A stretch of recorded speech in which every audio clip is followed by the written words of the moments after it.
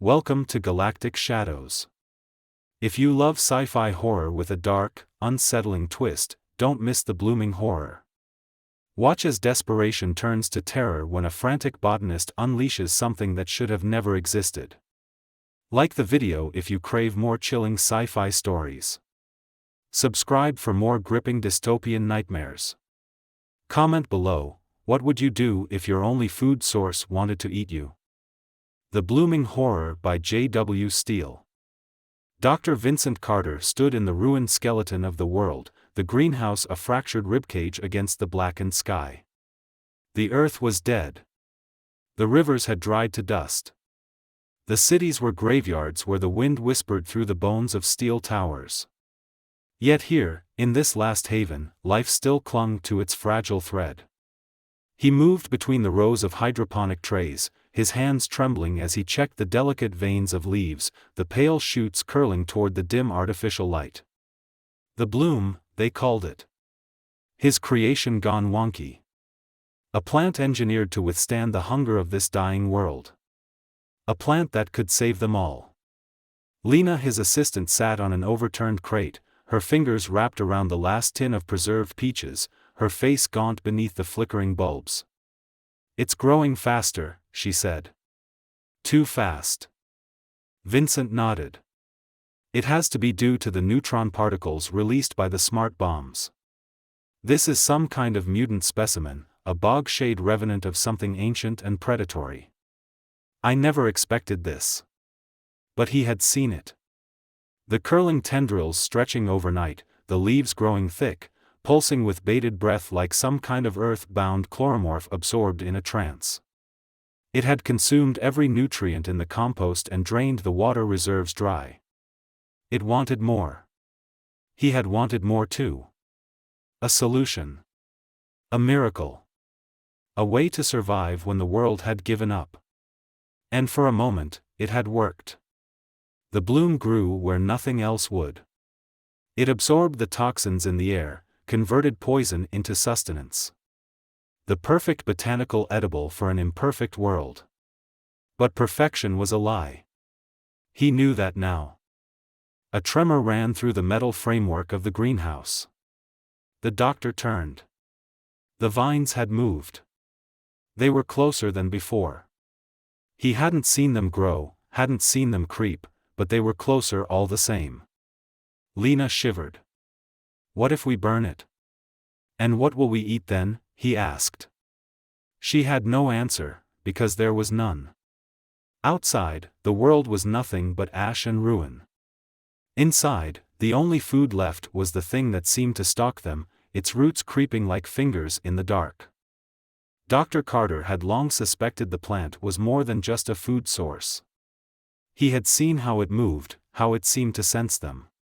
But the thought that it might not only hunt them, but hunger for them, was something he had never spoken aloud. Not to Lena.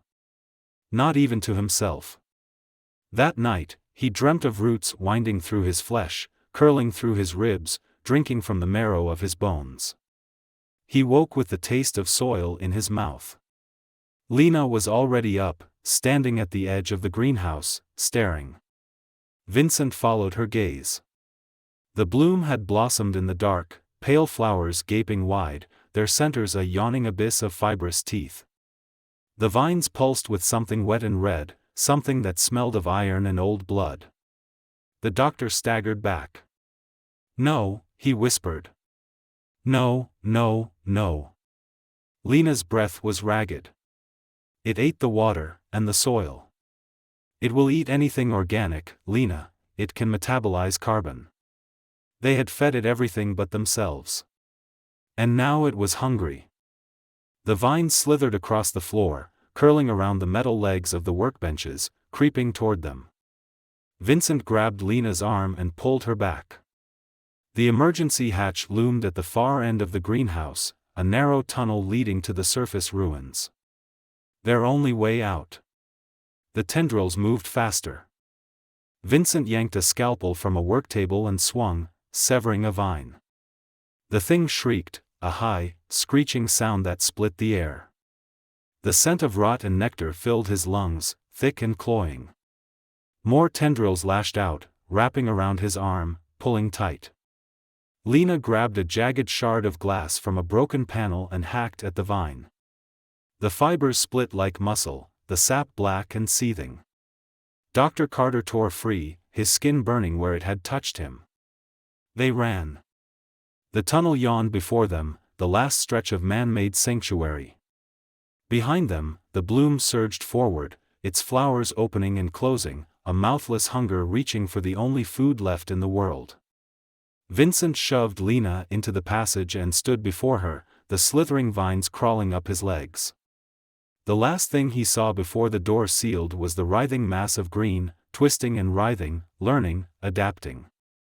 Lena gasped for breath. It's still growing. It'll find a way. Vincent nodded, pressing a hand to his ribs, feeling the dull throb where the vine had gripped him. His veins felt sluggish. Heavy. He swallowed hard. We have to keep moving. They stepped into the wasteland, the sky a ruin of embers and shadow. Behind them, the greenhouse trembled, the metal groaning, the glass bowing outward as something inside pressed against it. The bloom was not done.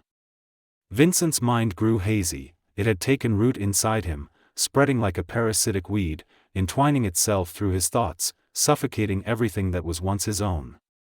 He touched his arm, feeling the thick, dark veins pulsing beneath his skin. His vision blurred, but he saw Lena one last time. He reached out for her. Her eyes were distant, her skin withering, brittle, and crumbling at the edges. The hunger was inside them both now. And it was growing.